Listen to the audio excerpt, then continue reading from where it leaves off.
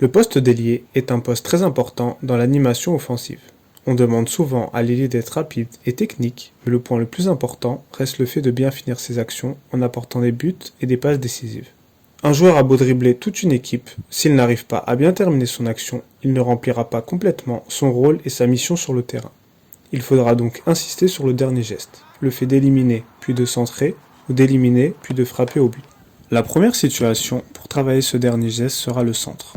Il sera indispensable pour un joueur de couloir de pouvoir centrer sans problème. On commencera donc par travailler sur des centres en étant arrêté ou après une passe d'un coéquipier. Le centre devra arriver entre l'attaquant et les buts et non directement sur l'attaquant pour qu'il puisse prendre de la vitesse et attaquer le ballon. Il faudra de même enrouler son ballon de préférence et ne pas centrer avec le coup du pied pour y mettre de l'effet et faciliter la finition. Après avoir travaillé sur le centre de manière arrêtée, on pourra les travailler en mettant de la vitesse, que ce soit après une élimination ou encore juste en poussant le ballon. Cette situation sera plus fréquente en match car on aura souvent un défenseur à éliminer avant de pouvoir centrer. Il sera important d'effectuer un changement de rythme afin de surprendre le joueur adverse et de s'ouvrir un espace. Ici aussi, on devra s'appliquer sur la qualité du centre en le mettant dans la course de son coéquipier. Après les centres, on pourra travailler ses frappes. On pourra les faire précéder d'une percussion. On se placera donc sur le couloir dans lequel on évolue et on devra mettre le plus de vitesse possible sur une conduite de balle qui peut être variable. On devra donc travailler ces changements de direction et ne pas seulement travailler en ligne droite. On travaillera sur différentes manières de finir l'action, comme en finissant directement ou encore en s'appuyant sur un coéquipier par exemple. Le fait de répéter ces situations nous permettront d'avoir plus de repères en match et de jouer instinctivement.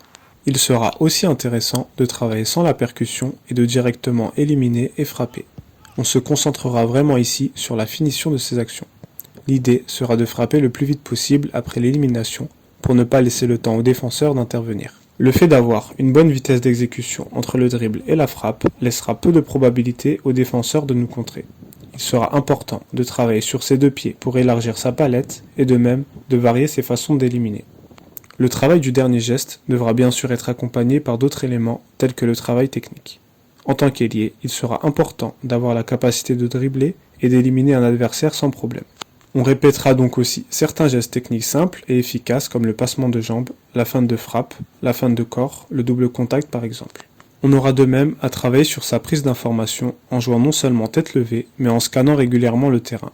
Ces points devront être répétés à l'entraînement afin qu'ils deviennent naturels le jour du match. La prise d'information nous permettra de faire les meilleurs choix possibles, comme de savoir si je dois tirer ou encore si je dois centrer ou faire une passe. Elle sera de même importante pour le placement, qu'il soit offensif ou défensif. Il y aura bien entendu un travail physique à effectuer à côté de cela, en travaillant sur sa vitesse avec et sans ballon, de même en effectuant un renforcement musculaire intelligent et en travaillant sur sa capacité à répéter les efforts. En guise de conclusion, on demandera à un ailier d'être décisif, notamment offensivement. Il devra donc régulièrement travailler son dernier geste. Il travaillera de même d'autres éléments, comme ceux cités auparavant, pour être le plus complet possible. C'est tout pour cette vidéo, je t'invite à liker si elle t'a plu, de même commenter et partager, abonne-toi et active les notifications pour ne rien rater des suivantes, et d'ici là, je te dis à très vite pour d'autres contenus sur l'entraînement.